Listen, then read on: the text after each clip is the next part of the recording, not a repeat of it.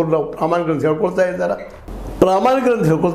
ಈ ಪ್ರಾಮಾಣಿಕತೆಯನ್ನು ಉಳಿಸ್ಕೊಳ್ಳೋದು ನಿಜವಾಗಿ ಇನ್ನು ಆ ಒಂದು ಏನಪ್ಪ ಅಂದ್ರೆ ಕ್ರಿಯೆಯಲ್ಲಿ ಕಂಡು ಬಂದರೆ ಭಾಳ ಸಂತೋಷ ವಿಷಯ. ಆಲ್ರೆಡಿ ನಾನು ಇನ್ನೊಂದು ಮಾತನ್ನು ನಿಮಗೆ ಜ್ಞಾಪಿಸ್ತಾ ಇದ್ದಿದ್ದೀನಿ ಈಗಾಗಲೇ.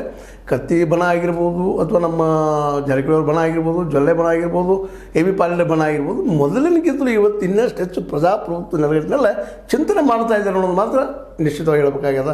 ಹಿಂದಿನ ಗುಂಡಾಗಿರಿಯ ರಾಜಕಾರಣ ಇವತ್ತು ಮಾಡಲಿಕ್ಕಿಲ್ಲ. ಅದನ್ನು ಬಿಟ್ಟುಕೊಂಡು ಜನರ ಹತ್ತಿರ ಹೋಗಿ ಜನರ ಮನವೊಲಿಸಿ ತಾವು ಏನು ಮಾಡ್ತಾ ಇದ್ವಿ ಅದನ್ನು ಹೇಳ್ತಾ ಇದ್ದಾರೆ ಅಂತ ಅನ್ನಿಸ್ತಾ ಇದೆ. ಯಾಕಂದ್ರೆ ಇವತ್ತು ನಿಖಿಲ್ ನಮ್ಮ ಕತ್ತಿಯವ್ರನ್ನ ನೋಡೋದಾಗಿರ್ಬೋದು ಅಥವಾ ವಿನಾಯಕ್ ಗೌಡ ಪಾಟೀಲ್ ನೋಡೋದು ಆಗ್ತಾ ಇರ್ಬೋದು. ಹೊಸ ಜನರೇಷನ್ ಜನ ಬರ್ತಾ ಇದ್ದಾರೆ. ಇಲ್ಲೂ ಅದೇ ರೀತಿಯಾಗಿ ಬಾಲಚಂದ್ರ ಜಾರಕಿಹೊಳಿ ಅವರು ಹಿಂದಿನ ಒಂದು ರಭಸವನ್ನು ಬಿಟ್ಟುಕೊಂಡು ಅಥವಾ ನಮ್ಮ ಸತೀಶ್ ಅವರು ಕೂಡ ಅತ್ಯಂತ ಮೃದು ಧೋರಣೆಯಿಂದ ಇವತ್ತು ಜನರಿಗೆ ಮುಟ್ಟುವಂಥ ಕೆಲಸ ಮಾಡೋದನ್ನು ನೋಡಿದಾಗ ಹಿಂದಿನ ಇತಿಹಾಸ ರಿಪೀಟ್ ಆಗಲಿಕ್ಕಿಲ್ಲ ಅನ್ನೋ ಭರವಸೆ ಜನರಲ್ಲೂ ಮೂಡ್ತಾ ಇದೆ ಅಂತ ಅನ್ನೋ ಮಾತನ್ನು ನಾವು ಇಲ್ಲಿ ನೆನಪಿಸಬೇಕಾಗ್ತದೆ. ಯಾಕಂದ್ರೆ ಒಂದೇ ದಿನದಲ್ಲಿ ಎಲ್ಲ ಬದಲಾವಣೆ ಆಗೋದಿಲ್ಲ, ಅದಕ್ಕೆ ಟೈಮ್ ತೊಗೊಳ್ತದೆ. ಜೊತೆಗೆ ಸರ್ಕಾರ ಅದು ಭಾಳ ಎಚ್ಚರಿಕೆಯಿಂದ ಅದಕ್ಕಿಂತ ಮುಖ್ಯವಾಗಿ ಚುನಾವಣಾ ಕಮಿಷನ್ ಅದ್ರ ಜವಾಬ್ದಾರಿ ಭಾಳ ಅದ.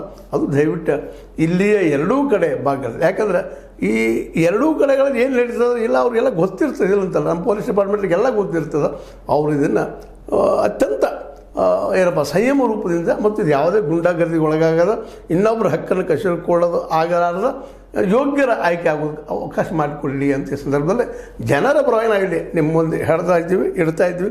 ದಯವಿಟ್ಟು ಈ ದಿಶೆಯಲ್ಲಿ ಒಳ್ಳೆಯ ಎಲೆಕ್ಷನ್ ಆಗಲಿ. ಮತ್ತು ಅದೇ ಕಾಲಕ್ಕೆ ನಮ್ಮ ಕತ್ತಿ ಬಣ ಮತ್ತು ನಮ್ಮ ಜಾರಕಿಹೊಳಿ ಬಣ ಒಂದು ಒಳ್ಳೆಯ ಚುನಾವಣೆಯನ್ನು ಮಾಡಿ ಜನಕ್ಕೆ ಒಂದು ಆದರ್ಶ ಕೊಡಲಿ, ಹಿಂದಿನ ಆರೋಪಗಳೆಲ್ಲ ಸುಳ್ಳು ಅನ್ನೋದು ಪ್ರೂವ್ ಮಾಡಲಿ ಅಂತ ಹೇಳ್ತಾ, ಇದು ನಿಮ್ಗೆ ಲೈಕ್ ಆಗಿರ್ಬೋದು. ಲೈಕ್ ಮಾಡಿ, ಶೇರ್ ಮಾಡಿ, ಕಾಮೆಂಟ್ ಮಾಡಿ, ಜೊತೆ ಸಬ್ಸ್ಕ್ರೈಬ್ ನಿಲ್ಲಿಸಬೇಡ್ರಿ. H16 ನ್ಯೂಸ್ ಅರ್ಥ ಸತ್ಯದ ಕೈಗಾರಡಿ ವಂದನೆಗಳು.